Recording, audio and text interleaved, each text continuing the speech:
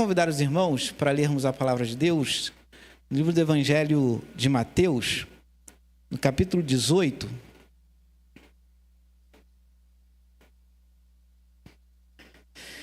Do versículo 21 ao versículo 35. E se você não tem dificuldade de se colocar de pé, gostaria de convidar você a se colocar de pé. Se você tem dificuldade, você pode permanecer sentado, tá? O importante é termos reverência diante da palavra do Senhor. Evangelho de Mateus, capítulo 18, do versículo 21 ao versículo 35. E eu gostaria de também pedir a participação dos irmãos na leitura do texto da palavra de Deus, tá? Evangelho do nosso Senhor Jesus Cristo, segundo escreveu Mateus, no capítulo 18, do versículo 21 ao versículo 35. E eu quero convidar os irmãos para uma leitura em uníssono. Diz assim a palavra do Senhor, todos juntos. Então, Pedro, aproximando-se, lhe perguntou: Senhor, até quantas vezes? E até 7 vezes? Respondeu-lhe Jesus: não te digo que até 7 vezes, mas até 70 vezes 7. Por isso, o reino dos céus é semelhante a um rei que resolveu ajustar contas e, passando a fazê-lo, trouxeram-lhe. Não tendo ele como pagar, ordenou o Senhor que fosse vendido ele, a mulher, os filhos e tudo quanto possuía, e que a dívida fosse paga. Então o servo, rogou: ser paciente comigo, e tudo te pagarei. E o Senhor daquele servo compadeceu-lhe, mandou-o embora e perdoou a dívida. Saindo, porém, aquele servo encontrou um dos seus conservos que lhe devia 100 denários e, agarrando-o, o sufocava, dizendo: paga-me o que me deves. Então o seu conservo, caindo aos pés, lhe implorava: sê paciente comigo e te pagarei. Ele, entretanto, não quis, antes o lançou na prisão até que, vendo os seus companheiros que se havia passado, entristeceram-se muito e foram relatar ao seu senhor tudo o que lhe acontecera. Então o seu senhor, chamando, lhe disse: servo malvado, perdoei-lhe aquela dívida toda, porque me suplicaste. Não devias tu igualmente compadecer-te do teu conservo, como eu me compadeci de ti? E, indignando-se, o Senhor entregou os verdugos até que lhe pagasse toda a dívida. Assim também meu Pai Celeste vos fará, se dormir, não perdoardes cada um ao seu irmão. Amém. Os irmãos podem sentar-se. Deus, então, edifique os nossos corações por meio da leitura da palavra do Senhor. Os irmãos conseguiram colocar aí o slide. E a nossa reflexão nessa noite vai ser sobre a saudável prática do perdão e o benefício que ela traz à nossa alma e o benefício que ela traz ao nosso coração. Existe um filósofo francês que ele escreveu um texto cujo o nome é exatamente esse. Paul Ricoeur, ele pergunta: o perdão pode curar? O exercício do perdão, ele pode curar? É um texto que está disponível na internet. Depois os irmãos podem procurar e dar uma olhada, porque é um texto muito interessante. Ele começa o texto falando que se ele utiliza como tema do texto o perdão pode curar, então, se há necessidade de cura, pressupõe-se também que há uma doença a ser curada. Logo então, A ausência de perdão para o filósofo francês, que é filho de protestante, embora ele não seja protestante, ele era filho de protestantes, e a herança protestante dos pais vai influenciar muito nos escritos dele, tanto que aquilo que ele escreve sobre o perdão está fundamentado no texto da Palavra de Deus, e um dos textos é justamente o texto que nós lemos. Se há, então, uma necessidade de cura, pressupõe-se que há doença. E a ausência do perdão pode, sim, provocar a doença no coração, na mente e na memória. E aí ele vai falar, um dos temas que ele vai tratar, é que o exercício do perdão, ele faz com que a memória seja libertada de um fardo. Quando você consegue perdoar, você consegue deixar o passado para trás e seguir em frente. E nós sabemos, meus irmãos, que muitas pessoas têm dificuldade de exercer perdão. E quando eu falo que muitas pessoas têm dificuldade de exercer perdão, eu falo da cristandade mesmo, dentro da igreja, né? A gente, às vezes, tem essa dificuldade de exercer esse perdão, de ter essa prática saudável do perdão. Mas nós que somos crentes no Senhor e no Salvador Jesus Cristo, nós não podemos negar perdão a ninguém. Nós vamos citar aqui por quê? Um dos nossos argumentos. Nós não podemos negar o perdão, nós temos que praticar o perdão. Porque quando olhamos para a crucificação, nós percebemos que Jesus foi aquele que exerceu o perdão. Ele perdoou os seus inimigos. Imaginemos nós a cena na cruz do Calvário. Jesus sendo pregado lá de forma muito cruel e muito sanguinária, né? A imagem é uma imagem muito terrível. E mesmo ele sendo morto daquela forma, daquela maneira, ele consegue rogar por aqueles que estavam crucificando ele. Então, Jesus ele nos ensina a prática do perdão. E o quanto isso foi saudável na própria vida do Salvador e daquele que foi crucificado. No texto, nós vamos aprender que o perdão que é ensinado por Jesus, ele não tem limites. Não há limites para o perdão que deve ser exercido na vida do cristão.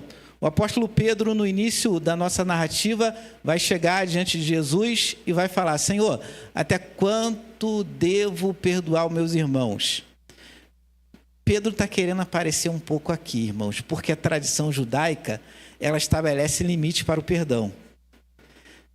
E o limite para o perdão na tradição judaica era 7 vezes. Ou seja, o judeu, ele era obrigado pela tradição religiosa a perdoar 7 vezes só.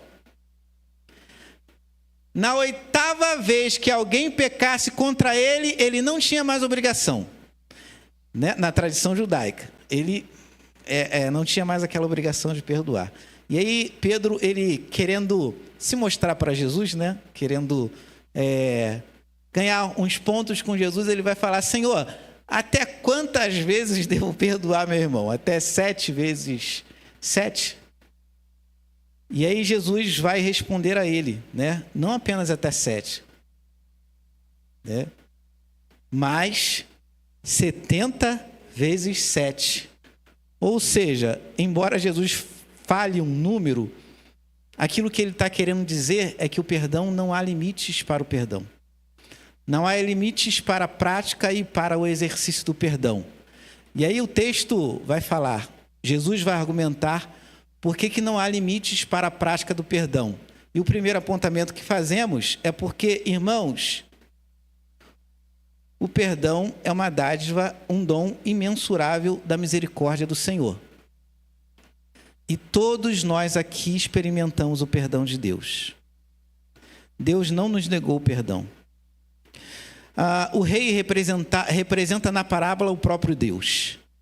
E aquele indivíduo que tinha uma grande dívida com o rei representa a cada um de nós. A dívida que nós tínhamos com Deus era uma dívida imensurável, irmãos. E era uma dívida impagável. Nós não tínhamos condições por nossos próprios méritos, não tínhamos condições pelas nossas próprias obras de pagar aquilo que nós devíamos a Deus. Era uma dívida imensurável, era uma dívida impagável. Pois bem, Deus, na sua infinita graça e na sua infinita misericórdia, de uma maneira a cativar o nosso coração e a nos surpreender de maneira majestosa e magnífica, Ele mesmo vai providenciar um Salvador para cada um de nós. Jesus Cristo é o nosso Senhor e Salvador. E por meio da obra de Jesus, nós fomos perdoados pelo nosso Deus. Agora, pensa nisso. Deus era aquele a quem nós devíamos. E Deus, Ele mesmo providencia um meio para que a nossa dívida fosse paga. Quem providenciou Jesus para pagar nossa dívida? Não foi a igreja institucional, muito menos eu e você. É o próprio Deus quem nos dá um Salvador, nos entrega um Salvador. Então Ele mesmo paga aquilo que nós estávamos devendo a Ele. Qual é o credor que chega para alguém que está devendo assim: olha, você me deve R$1 milhão, eu vou te dar R$1 milhão e você vai me pagar. Aí a dívida acabou. É difícil encontrar isso, mas nós encontramos, meus irmãos, no texto da palavra de Deus. Nós encontramos que Deus, na sua infinita graça e na sua infinita misericórdia, perdoou a nossa grande dívida. As misericórdias do Senhor, segundo o profeta Jeremias, é a causa de não sermos o quê? Não sermos consumidos. É por esse amor imensurável que nós cantamos aqui, celebramos aqui e expressamos aqui, é que nós experimentamos o precioso e o magnífico perdão de Deus. O salmista, no Salmo 103, ele vai falar: quanto a terra se distancia do céu, assim são as tuas misericórdias. Quanto a distância do Oriente ao Ocidente, assim é a graça do Senhor. Como um pai se compadece do seu filho, assim o Senhor se compadece daqueles que o temem. Então nós fomos perdoados. E o perdão de Deus, ele tem características assim muito interessantes. Porque Deus perdoa, como o texto nos ensina, aquele que não tem condições de dar nada a Ele. O perdão de Deus é sem interesse nenhum. O perdão de Deus não é um perdão que barganha algo com você, porque eu e você não temos condições de oferecer nada a Deus que convença Ele de nos perdoar. Mas o ato de perdoar de Deus é um ato voluntário. Ninguém obriga Ele, ninguém impõe a Ele. A manifestação do seu perdão é uma manifestação livre, amorosa. E Ele perdoa aqueles que não têm condições de dar nada a Ele, que somos nós. Em Romanos, o apóstolo Paulo vai falar que quando éramos ainda pecadores, Deus ali nos amou. Quando éramos ainda pecadores, ou seja, quando estávamos jogados no lamaçal do pecado, quando não tínhamos nenhuma perspectiva de mudança, ainda assim o Senhor ali nos amou. E ali Ele nos perdoou.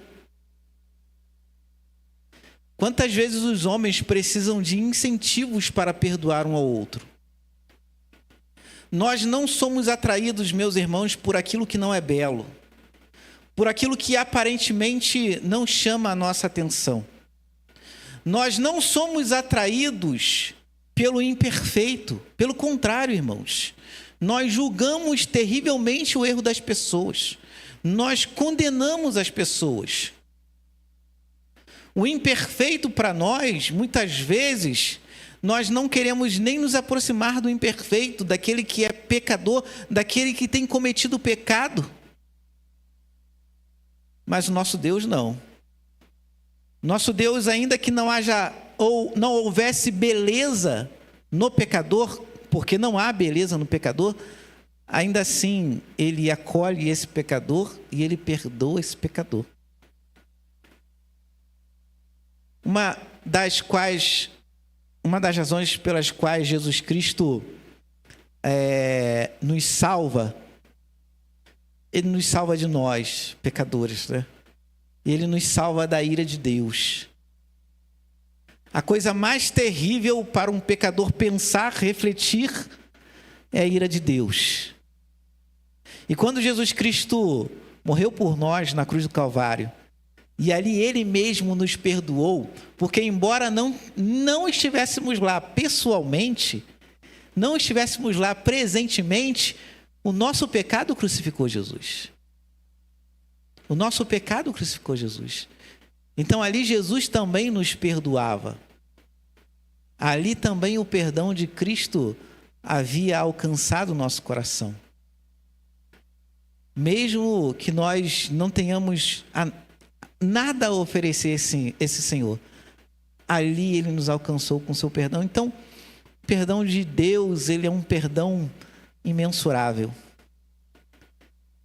Não há pecado enorme, não há pecado grande que não possa ser perdoado pelo Senhor. Então, aquele que tinha uma grande dívida retrata a mim e a você. Por isso devemos sempre celebrar e nos alegrar na presença de Deus. Aqui é lugar de alegria, porque aqui há pessoas perdoadas. Aqui há pessoas que experimentaram o perdão de Deus. Aqui há pessoas que experimentaram a bondade de Deus. Experimentaram e têm experimentado diariamente. E o perdão de Deus e a graça de Deus, o salmista fala que é melhor do que a própria vida, do que é melhor do que a própria existência.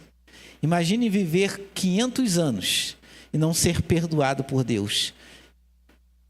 E o destino da morada eterna não são as moradas celestiais. Que terrível seria, mas que alegria podermos experimentar o perdão de Deus. Então, se fomos perdoados, também devemos perdoar. A segunda parte da parábola vai tratar que aquele servo que recebeu perdão, ao encontrar o servo dele, vai ter a oportunidade de exercer o perdão ali, vai ter a oportunidade de perdoar também a dívida dele. Só que de maneira surpreendente, ele não perdoa. Ele recebe perdão, mas ele não pratica o perdão. Ele não perdoa, ele não se compadece como o Senhor se compadeceu dele.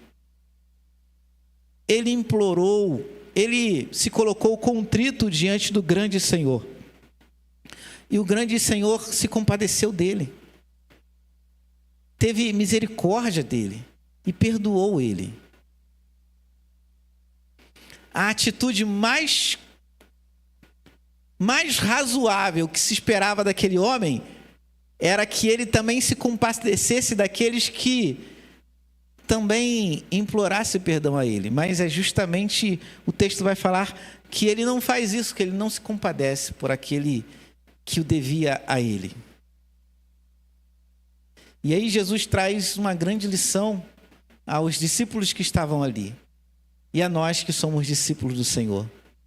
Uma vez que nós experimentamos o perdão de Deus e provamos o perdão de Deus, o exercício mais razoável para mim e para você é que possamos também perdoar o outro, é que possamos também se compadecer do outro, é que possamos também ter misericórdia do outro. O grande rei se compadeceu. O grande Deus se compadeceu, porque Deus, Ele é amor. O texto vai falar que Deus é amor. Nós amamos o Senhor, João vai falar, porque Ele nos amou primeiro. E aí nós somos constrangidos pelo amor de Deus. O apóstolo Paulo, ele fica desconcertado e ele fala: Senhor, o teu amor nos constrange. É justamente a ideia que nós estamos falando aqui. Como alguém que é perfeito, santo e justo pode perdoar alguém como eu? Essa era a questão de Paulo. Paulo conhecia os seus pecados e sabia dos seus pecados. Ainda assim, o amor de Deus o alcançou, porque Deus é amor, Deus ama. No exercício da sua santidade, Deus ama. No exercício da sua justiça, Ele ama. No exercício dos seus atos soberano, Ele ama. Ele nunca deixa de amar. Amor e justiça em Deus não são ideias excludentes. Assim como santidade e amor não são ideias excludentes. A santidade de Deus é revelada no seu amor. E a sua justiça também é revelada no seu amor. Porque Ele é um Deus que ama. Nós percebemos isso na sua criação, na sua obra. E esse Deus que nos ama, nos chama também a amar. E nos chama também a perdoar o outro.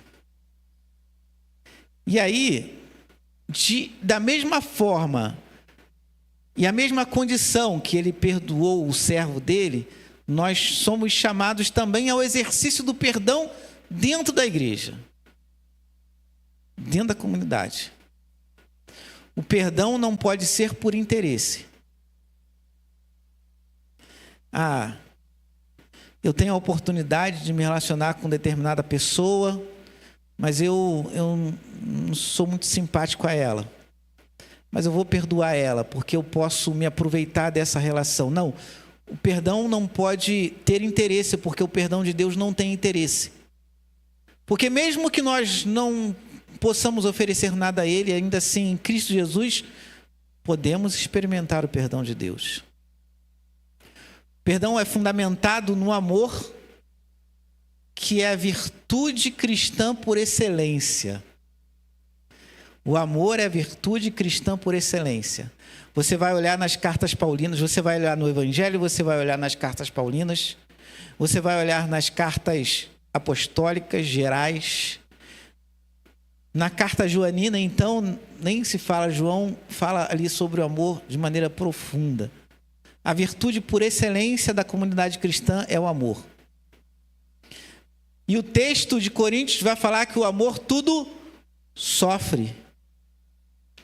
O amor tudo sofre. Por quê? Porque o amor é sofredor. E aí, no exercício desse amor, nós somos chamados a perdoar o nosso irmão, que tem uma dívida conosco, que às vezes ele não tem condições de pagar. Às vezes ele não tem condição de se retratar. Mas ainda assim, eu e você, na igreja do Senhor, temos que exercer o perdão. Por quê? Porque o perdão não nos é negado por Deus. Deus, Ele não nos nega o perdão, nós experimentamos o perdão de Deus. Então a prática mais razoável é que você perdoe o outro. E aí, às vezes nós escutamos, dentro da igreja, as justificações para a não prática do perdão. Olha, pastor, mas aquele irmão é difícil a convivência com ele, né? É. Eu tenho certeza que aquele irmão deve achar a mesma coisa de você. Olha, pastor, mas aquele irmão é difícil a convivência com ele, né, pastor? É. Porque ele tem alguns defeitos, né, pastor? É, assim como nós temos defeito. É que assim como cada um tem defeito, né? Somos pecadores, meus irmãos. Os nossos pecados podem ser diferentes. Mas nós somos pecadores. Todos nós erramos diante do Senhor. Todos nós temos a grande necessidade de sermos perdoados por Deus. E nas nossas relações dentro da comunidade de fé, dentro da igreja, nós não podemos negar o perdão, ainda que o nosso irmão tenha pecado contra nós. Ainda que ele tenha errado contra nós. E ainda que ele faça isso 70 vezes 7. Porque não há limite para o perdão cristão. Não há limite para o perdão cristão. E Paul Ricoeur vai falar que quando o perdão ele liberta a memória, não quer dizer que nós seremos desmemoriados no sentido de nós esquecermos aquilo que praticaram contra nós, não. Não é isso não, tá, gente? O perdão não é esquecer a prática pecaminosa. O perdão é justamente a capacidade que você tem de conviver com aquele que é imperfeito, com aquele que é cheio de defeitos, que vai errar uma vez, que vai errar 2 vezes, que vai errar 3 vezes, que vai errar 4, que vai errar 5, e assim sucessivamente. É a capacidade que nós temos de conviver com um indivíduo que nós temos plena consciência que nos feriu de alguma forma, por meio de palavras, por meio de atos, por meio de considerações. Na igreja, a língua precisa se converter, né, gente? A língua precisa se converter. Já dizia nosso irmão Tiago, olha, aquele que é capaz de dominar a língua vai ser varão perfeito, né? E é claro que nós entendemos ali que está incluído toda a comunidade, inclusive as mulheres. Então, homens e mulheres, cristãos e cristãs, aquele ou aquela que consegue dominar a língua, né, vai ser um cristão perfeito. Porque a língua é a raiz de muitos males, ele fala. Com a mesma boca, nós louvamos e nos alegramos com Deus, bendizemos ao Senhor, glorificamos ao Senhor, e com aquela mesma língua, nós, misericórdia do Senhor, nós falamos contra o nosso irmão, nós pecamos contra o nosso irmão. Nossa língua também precisa ser convertida, né? Porque a palavra, ela tem um poder de causar um estrago muito grande, irmãos. Sabe? A palavra, quando ela não é bem pensada, quando não é refletida, né? Ela tem a capacidade de causar um estrago muito grande. E é interessante que a pessoa que recebe uma palavra que fere ela, que fere o seu coração, que fere a sua alma, que fere, às vezes, a sua dignidade humana, né?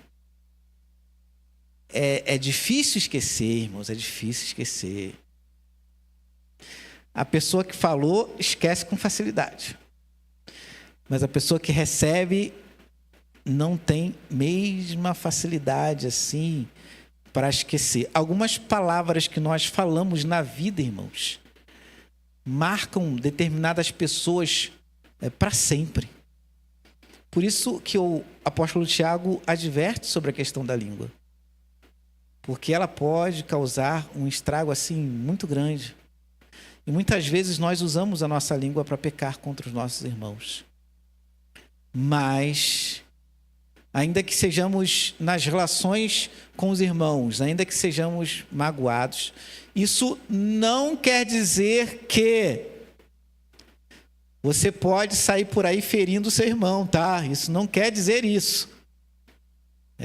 Mesmo porque somos advertidos pelo Tiago.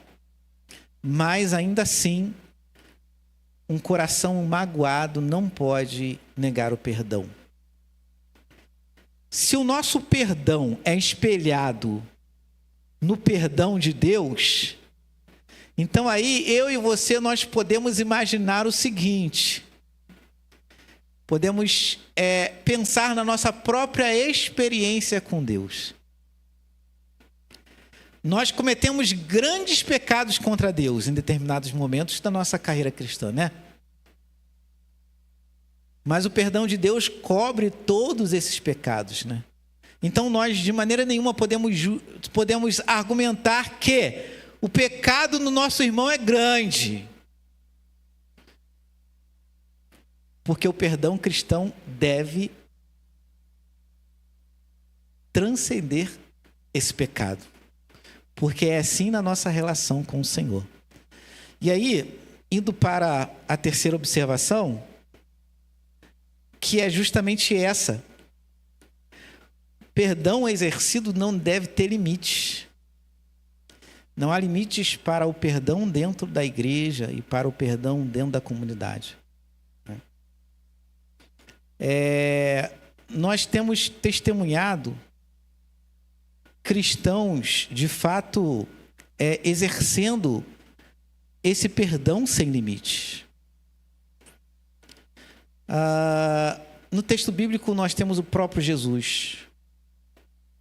Em Atos dos Apóstolos nós temos Estevão, que é apedrejado ali, né? Que morte terrível, né, irmãos? Ser apedrejado é uma morte terrível. Abaixo de Jesus, eu acredito que Estevão deve ter sido um dos mártires que mais sentiu dor, né? Imagine toda uma comunidade ali apedrejando ele. Mas diante daquela crueldade e daquela malignidade, porque somente usando uma expressão assim para justificar alguém tacando pedra no outro, né? Ainda assim, ele perdoou aquelas pessoas que estavam ali praticamente o assassinando. E exemplos que são atuais, né? Como a viúva do rapaz que foi morto na universidade, nos Estados Unidos, que também perdoou publicamente aquele homem que ceifou a vida do seu marido. Exercer um perdão sem limites é ser desafiado a deixar a natureza pecadora. Porque a sua e a minha natureza pecadora, a nossa natureza pecadora, vai ser contrária ao exercício desse perdão sem limite. Mas não pode ser uma coisa dessa. Isso não pode acontecer. Não tem perdão para isso. Imagine se Cristo na cruz falasse o nosso nome e dissesse para cada um de nós: olha, não tem perdão para isso. Mas ali nós conhecemos o perdão sem limite de Jesus. E aí nós somos convocados pelo texto a perdoarmos porque experimentamos o perdão de Deus. E se experimentamos o perdão de Deus, não podemos negar o perdão ao outro. Porque esse perdão exercitado por Cristo e pelos cristãos não pode ser imposto a ele um determinado limite. E aí, como eu falei, meus irmãos, é um desafio grande, né? Não é fácil, não. Porque a velha natureza vai falar que nem Pedro: olha, Senhor, então, eu devo perdoar 7 vezes o irmão. Então, ou eu devo perdoar 70 vezes 7, ou devo perdoar 14 vezes o irmão, ou eu devo perdoar 70 vezes 7. E aí Jesus vai ensinar a Pedro, aos seus discípulos e a cada um de nós que na nossa unidade dentro da igreja não pode faltar o perdão. Eu não posso deixar de perdoar. Você e eu não podemos deixar de perdoar. E o nosso perdão não se pode estabelecer limites para esse perdão. Então não negue o perdão ao seu irmão. Não negue perdão ao outro. Não negue perdão às pessoas. Embora não colocamos aí um quarto ponto, é bem interessante nós chamarmos a atenção para o último versículo, os 2 últimos versículos. Por quê? Porque a falta de perdão exercida ali por aquele que foi perdoado trouxe indignação a quem? Ao Senhor. E aí, aquele Senhor voltou atrás e prendeu aquele homem. E aí Jesus ele fala: assim também meu Pai Celeste vos fará, se do íntimo não perdoardes cada um dos irmãos. Ou seja, o perdão tem que ser do íntimo. Não pode ser um perdão só de fachada. Não pode ser da boca para fora. Olha como os critérios de Deus são bem diferentes do que os critérios humanos, né? Não, tem que ser do íntimo. Tem que ser verdadeiro. tem que haver contrição, tem que haver compaixão, tem que haver sensibilidade, tem que de fato ser um perdão fundamentado no amor cristão, que tudo sofre. Você sofreu quando o irmão te magoou, você sofreu quando o teu irmão te aborreceu, você sofreu quando o teu irmão te machucou, mas o amor tudo sofre. Então, do íntimo, você tem que perdoar o seu irmão. Se não perdoarmos, nós vamos provocar a indignação de Deus. Porque, como eu havia dito antes, é razoável, irmãos, que aquele que recebe perdão de Deus também dê perdão. É razoável isso.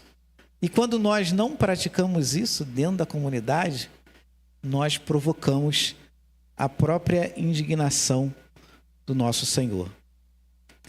Finalizando, então, meus irmãos, o perdão tem sua origem em Deus, pois o Senhor é misericordioso. E o perdão deve ser exercido porque Deus nos perdoou. E o perdão que deve ser exercido não tem limite. Se isso não começar com a igreja e com a evangelização, com a igreja pregando isso, com a igreja exercendo isso e com a igreja mostrando isso, realmente nós vamos ter dificuldade de ter um mundo melhor. A igreja tem um grande papel a exercer na sociedade. E quando ela não observa os ensinos da palavra do Senhor, ela tem dado um testemunho muito equivocado. Jesus ele fala que a vossa luz brilha entre os homens, para que eles vejam isso e se aproximem de Deus, né? Como é que o ímpio conhece a Deus? Por meio do nosso testemunho. Imaginemos então, meus irmãos, que o ímpio tome conhecimento de alguma forma que os irmãos daquela determinada igreja são irmãos que não perdoam. Opa, mas como assim? Mas que Deus tenha misericórdia de nós como tem tido, né, irmãos? Que Ele ministre essa palavra no nosso coração. Que nos alegremos por experimentar o perdão de Deus. E que atendamos a sua convocação de também sermos pessoas perdoadoras. Assim como o nosso pecado era grande e Ele nos perdoou, não há justificativa para não perdoar o irmão. Mesmo que dentro da nossa perspectiva o pecado dele seja grande. Que sejamos então uma igreja perdoadora. E que nos nossos relacionamentos não falte compaixão, não falte misericórdia, não falte amor. E diante da mesa do Senhor, essa reflexão é tão necessária. Porque na celebração da ceia, nós temos comunhão com Deus, irmãos. Mas também temos comunhão com os nossos irmãos. É um momento em que a igreja agradece a Deus. Porque os elementos representam aquilo que Jesus Cristo fez por nós na cruz. O corpo que foi entregue no nosso lugar. E o sangue que é derramado. E nas palavras de Jesus, o sangue derramado é o fundamento da nova aliança. Se somos reconciliados com Deus por meio do perdão que Cristo nos dá, nós participamos então dessa nova aliança. E nós não estamos nessa nova aliança sozinhos. Você é crente sozinho? Não, você não é crente sozinho. Você é crente com seu irmão. No exercício da mesma fé e da mesma confissão. Conversão é um fenômeno comunitário. Ele se dá no nosso interior, mas ele é um fenômeno comunitário. Ninguém é crente sozinho. Ninguém é crente sem uma comunidade. Deus nos chama para viver a nossa experiência de salvação dentro da igreja, dentro da comunidade. Então, a nossa comunhão, quando celebramos a ceia do Senhor, é uma comunhão com Deus. Sim, todos nós temos comunhão com Deus. Mas é também uma comunhão com os nossos irmãos. Imaginemos só participarmos da ceia em inimizade com o outro. Nas palavras do apóstolo Paulo, nós consumimos a ceia para a nossa própria condenação, porque não conseguimos discernir que o sangue e o corpo promove a comunhão dentro da igreja. Então, nós vamos, nesse instante, celebrarmos a ceia do Senhor. E nós convidamos